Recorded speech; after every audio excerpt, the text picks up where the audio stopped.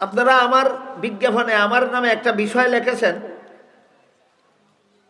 দারিদ্র বিমোচনে যাকাতের ভূমিকা। দারিদ্র বিমোচন কথাটা কোত্থেকে আমদানি করছেন তাও জানি না, কোন উদ্দেশ্যে লেখছেন তাও জানি না, কিন্তু দারিদ্র বিমোচন অর্থটা আমাদের বোঝা দরকার। দারিদ্র মানে অভাব, সম্পদের অভাব রে বাংলা ভাষায় দারিদ্র কয়।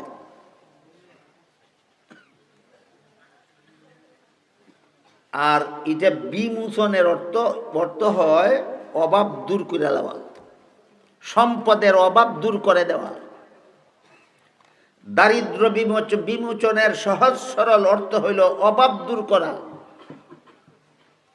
আল্লাহ পাক রব্বুল আলামিন কোরআনে বলেন, বান্দা এটা তোমার কাজ না, এটা আমার কাজ। কোন বান্দার সম্পদের অভাব দূর করে দেওয়া আর কোন বান্দাকে সম্পদশালী বানাইয়া দেওয়া।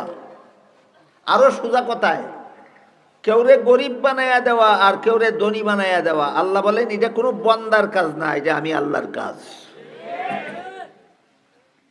কোথায় বললেন আমি আপনাদের শুনাই। আল্লাহ বলেন,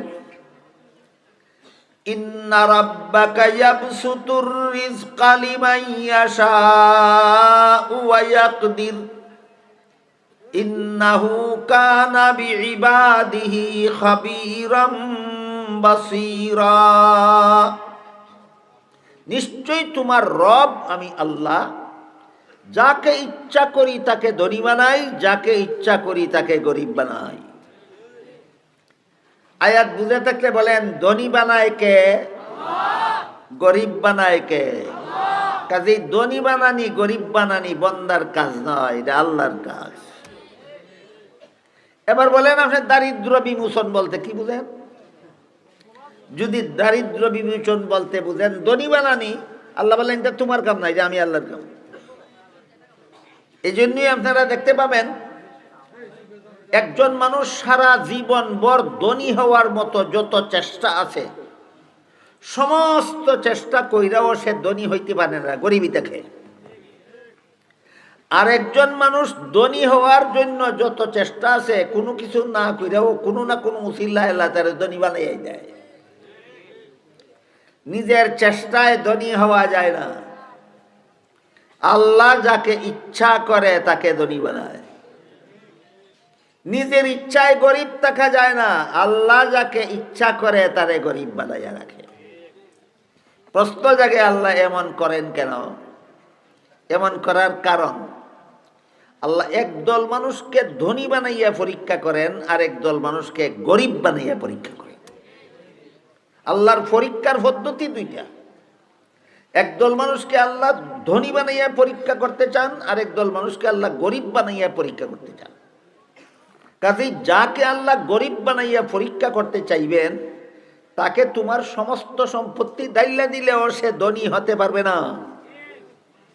তাফসীরের কিতাবে এটার উদাহরণ দিয়েছেন এইভাবে, একটা মানুষকে আল্লাহ ধনী বানাবার ইচ্ছা নাই, তুমি যদি তারে একদিনে লাখ টাকা দান করে দাও, 3 দিন পরে গিয়া দেখবা তার কাছে 100 টাকাও নেই। ও তো জুয়া খেললে শেষ করছে, আর না হয় বিনষ্ট, যে কোনো উপায়ে বিনষ্ট করে ফেলছে। 3 দিন আগে তারা তিন দিন আগে আপনি তারা লাখ টাকা দান করলেন, 3 দিন পরে সে ধনী রইল না কেন? কোনো না কোনো উপায়ে সে তার ধ্বংস, তার সম্পদ, আপনার দেওয়ার টাকা ধ্বংস করে ফেলবে। কেন ধ্বংস করে ফেলবে? আল্লাহর ইচ্ছা নাই সে ধনী হোক। এখন প্রশ্ন যে একদল বান্দার আল্লাহরই ইচ্ছা নাই সে ধনী হোক, এটা কেন? এর বিভিন্ন কারণ আছে।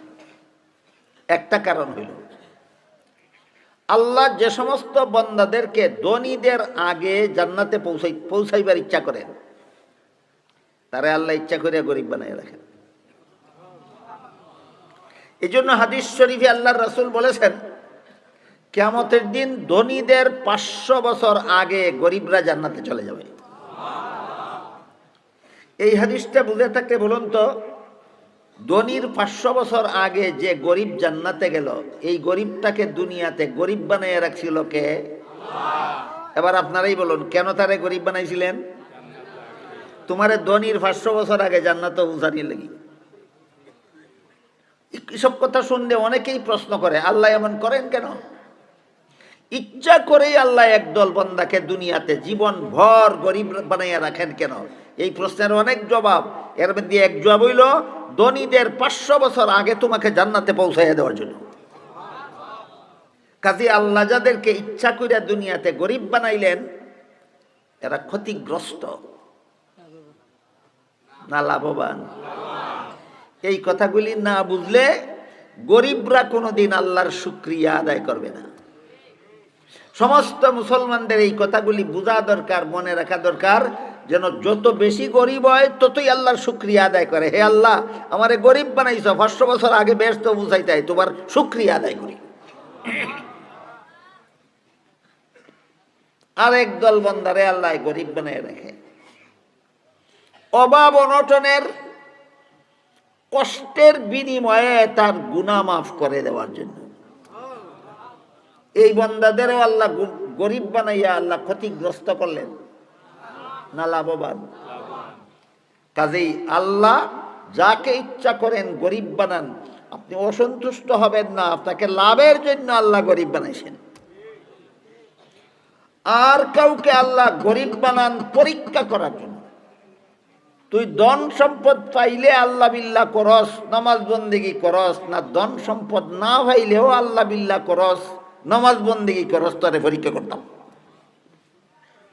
বুঝে থাকলে বলেন তো, আল্লাহ যে ইচ্ছা করে একদল মানুষকে দুনিয়াতে গরিব বানাইয়া রাখেন, কোনো কৌশল ছাড়া, অকারণে, না বিভিন্ন কৌশলে? 1 নম্বর কৌশল, একদল বান্দাকে আল্লাহ ধনীদের 500 বছর আগে জান্নাতে পৌঁছাইয়া দেওয়ার জন্য এদেরকে দুনিয়াতে গরিব বানিয়ে রাখেন।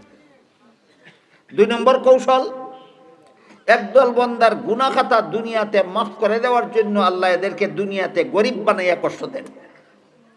3 নম্বর কৌশল, একদল বান্দাকে গরিব বানাইয়া আল্লাহ পরীক্ষা করতে চান যে তুই শুধু ধনী হইলে নামাজ বন্দেগি করস, না গরিব হইলেও নামাজ বন্দেগি করস, তোরে পরীক্ষা করতাম।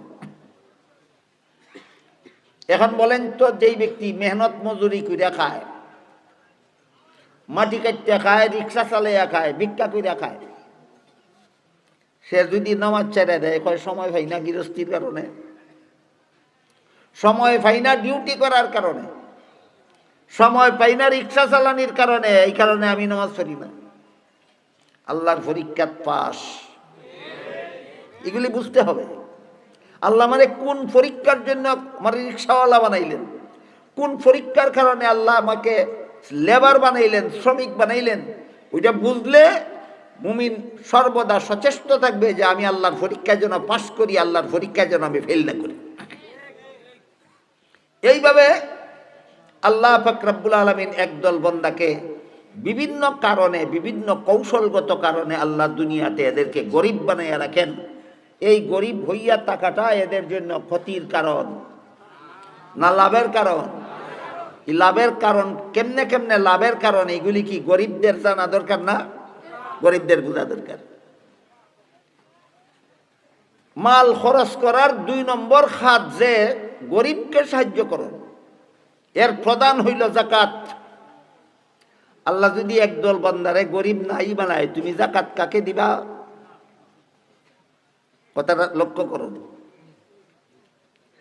দারিদ্র বিমোচনই যদি আপনারা কইরা ফেলেন, সমাজে যদি গরিব একটা মানুষও থাকে না, বাংলাদেশে যদি একটা মানুষও অভাবগ্রস্ত থাকে না, এই বাংলাদেশের ধনীরা যাকাত কারে দিবা তুমি?